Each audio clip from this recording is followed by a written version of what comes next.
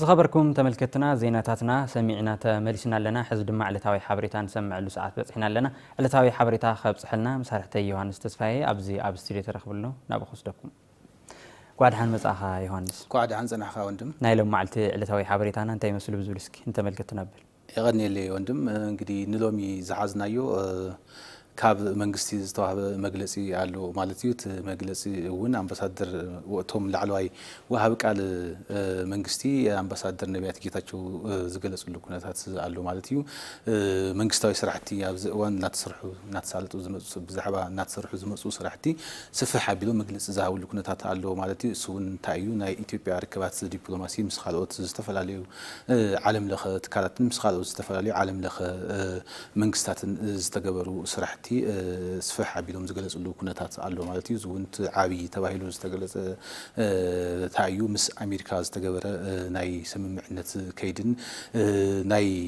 ሓበራዊነት በሓባር ዝስርሑ ስራሕትን ናይ ፈታውነት ከይዶም እንደገና ንምሕዳስ ዝተፈራረሙ ኩነታት አለው ማለትዩ ናይ አሜሪካን ናይ ኢትዮጵያን ርክብ ከምት ዝፍለጥ ልዕሊ 120 ዓመት ዝጸንሐ እዩ ማለትዩ እዚ ልዕሊ 120 ዓመት ዝጸንሐ ምሕዝነት ናብ ዝለዓለ ብርኪ ንምዕባይ ዝተፈላልዩ ስራሕቲ እናተሰርሑ እናተሳለጡ ዝመጹሉ ኩነታት አለው ማለትዩ ብፍላይ ኣብ ዝሓለፉ ዓመታት ብዙሕ ስራሕቲ እናተሰርሑ ዝጸንሕሉ ኩነታት አለው ሕዝውን ዞም ሓድሽ ናይ አሜሪካ ፕሬዝዳንት ትራምፕ ማለትዩ ምስ መጹ እውን ዝኾነ ዝተወሰነ ዝተዛሓል ኩነታት ከም ዝነበረ ኩሉ ዝፈልጦ ሓቂ እዩ ሕዚ ግን እቲ ዝነበረ ምዝሓል ናብ ውዒ ኩነታት ተሸጋጊሩ ህዝውን ናይ አሜሪካን ናይ ኢትዮጵያን ናይ 120 ዓመት ናይ ዲፕሎማሲ ጻንሒቶም እንደገና ጎልቢቱን ክሕይል ዝተገበረሉ ኩነታት አለው ማለትዩ በዝውን ዝተፈላልዩ ምስ ስምምዓት ዝተፈራረሙሎም ኩነታት አለው ማለትዩ ኣብ መግለጺኦም ዞም አምባሳደር እዚ ብስፍሕ ዝበለ እንደገና በመንግስታዊ መዋቅር ተራእዩ ዝተገበረ ከም ዝኾነ እዮም ዝገለጹ ማለትዩ እዚ ኣብዚ እናሃለወ ኢትዮጵያ ተኸዶም ዘላ ናይ ዲፕሎማሲ ስራሕቲ ምስ ዝተፈላልዩ ሃገራት عبيت زبالو تسالطوታት ተካይድ አላ ማለትዩ ዝውን ተኻሊ ብትኻሊ ወገን ዝጥቀስ ናይ ብሪክስ እዩ ብሪክስ ማለት እንግዲህ ከምት ዝፍለጥ ብዙሕ ብርክት ዝበለ ሓያላትን ከምውን ኣብ አፍሪካ ዘለዋ ሃገራትን ዘጠቃለለ ናይ ሓድነት ወይ ናይ ምትሕባር መድረኽ እዩ ማለትዩ ኣብዚ ኣብ ብሪክስ ኢትዮጵያውን ከዛኣተወት ልኩነታት ከም ዘሎ ቀድሚልና እናገለጽና ጸኒሕና ኢና ማለትዩ ከምቶም ኣብ ካልኦት ሃገራት ተሳለጠ ጉባኤው ህዝቡን ኣብ ሃገረ ህንዲ ዝተኻየደሉ ኩነታት አለው ማለት ነው ኣብ ህንዲ መን ከይዱ ነይሩ ሚኒስቴር ጉዳያት ወጻኢ ጊዲዮን ጢሞቴዎስ ናው ዝኸድሉ ኩነታት ነይሩ ማለት ነው ኣብቲ አኺባ እንግዲህ ኢትዮጵያ ከምት ዝፍለጥ ኣብ ዓለም ለኸ መድረኻት ናይ ባዕላ ዝኾነ ጥቕማት ተኽብረሉን ናይ ጸለምት ህዝብታት ብፍላይ ናይ ጭቁናት ዓለም ህዝብታት ማዕርነቶም ንኽረጋገጽ ትጽዕሮ ጻዕሪ ህዝቡን ቀጽላትሉ ዝመጸትሉ ኩነታት እዩ ዘሎ ማለት ነው ኣብውን ቶም ናይ ወጻኢ ናይ ጉዳያት ወጻኢ ሚኒስቴር ዝኾኑ ጊዲዮን ጢሞቴዎስ ኩለን አባላት ሃገራት ብሪክስ በማዕርነት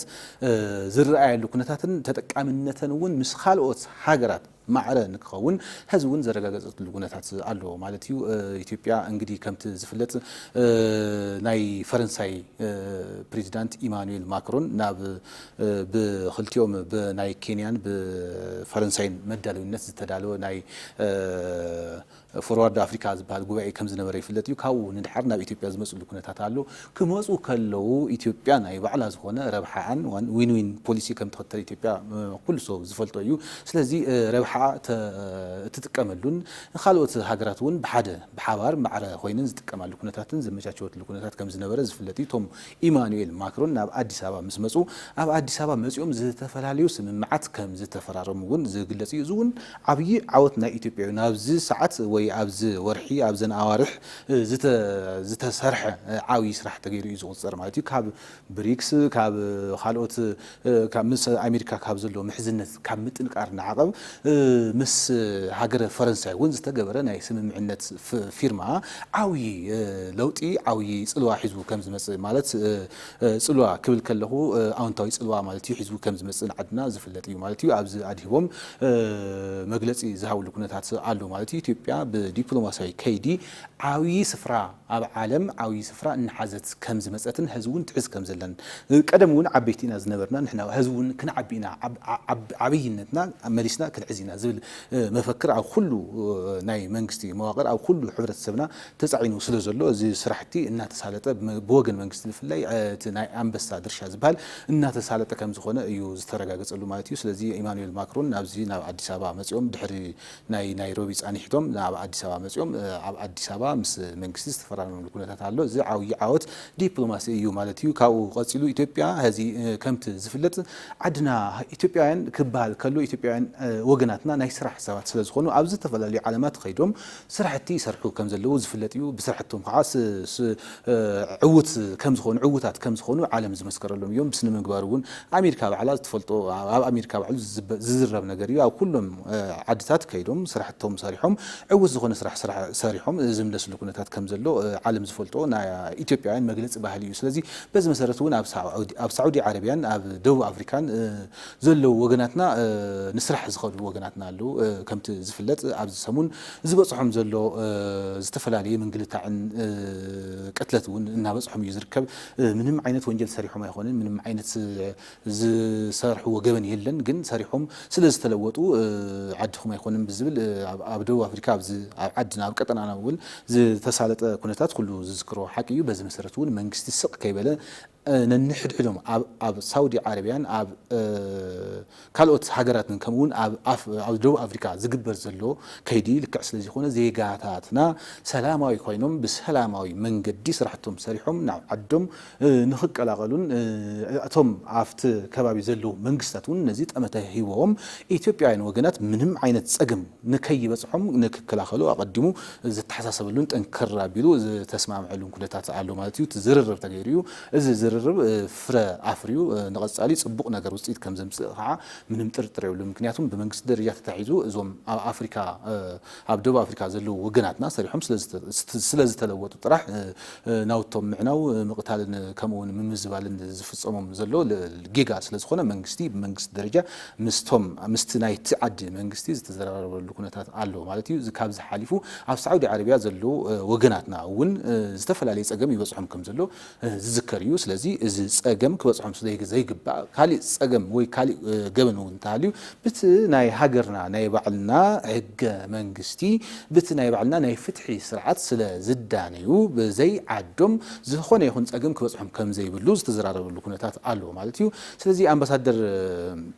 ክገልጹ ከለው ዞም ወሃብ ቃል ክገልጹ ከለው ስፍሕ ሓቢሎም እዮም ገሊጾም መንግስቲ ዝኸደሎም ክያዶታት ዲፕሎማሲያዊ ዓወት ዘርከቡ እዮም ማለት ብሆይሆይታን ንኣብነት ኣነ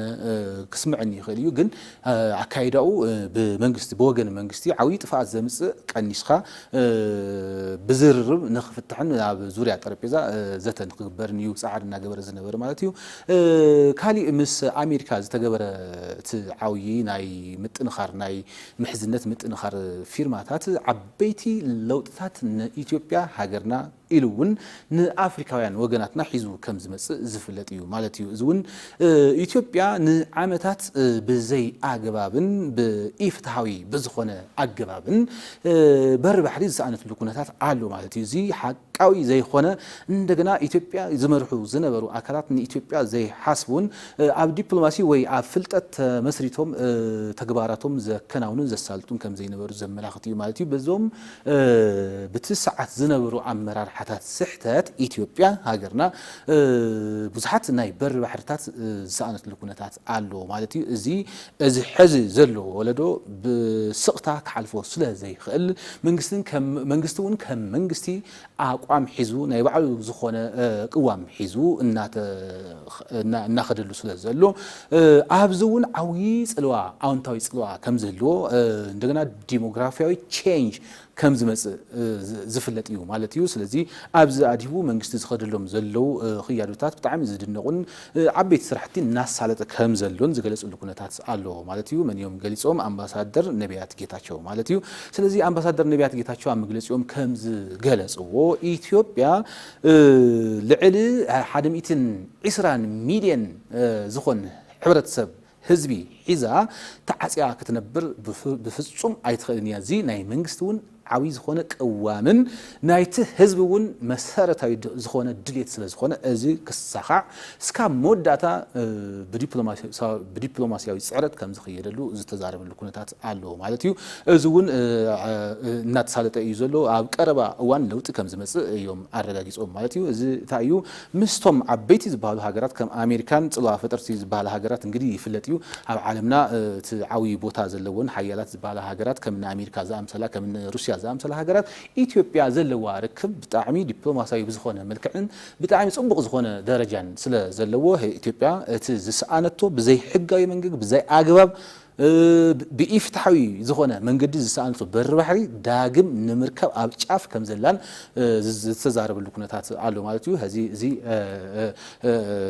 ተጠናኺሩ ከም ዝቕጽል ዝገለጽሉ ኩነታት ኣሎ ማለት እዩ ስለዚ ኢትዮጵያ ሃገርና ብዲፕሎማሲያዊ ከይዲ ዕውት ዝኾነ ስራሕቲ እናሰርሐት ከም ዝመጸት ገሊጾም ኣሎ ማለት እዩ ንሎሚ ዝበልኽዎ ሓበሬታ ተመልከተይ እዚ ይመስል ይቕኒለይ ኣብ ዝወዲእ ኣለኹ ጽቡቕ ዮሐንስ ብፍላይ ኢትዮጵያ ምስ ካልኦት ሃገራት ትሰርሖም ዘላ ዲፕሎማሲያዊ ርክባት ብዝተመልከተ ከምኡውን ኢትዮጵያ እናሃለቶም ዘላ ታሪኻዊ በርባሕሪ ምምላስን ከምኡውን ናይ ኢትዮጵያ ስደተኛታት ኣብ ዝተፈላለዩ ሃገራት ኣለው መንግስቲ ድሕንነቶም ንምርጋጽ እናኸዶም ዘለው ስራሕቲ እንተመልከትና ስፍሕ ዝበለ ሓበሬታ ስለ ዝበልኻልና ደጊመ ከመስግነካ ይፈቱ ኣነ እውን ይመስገን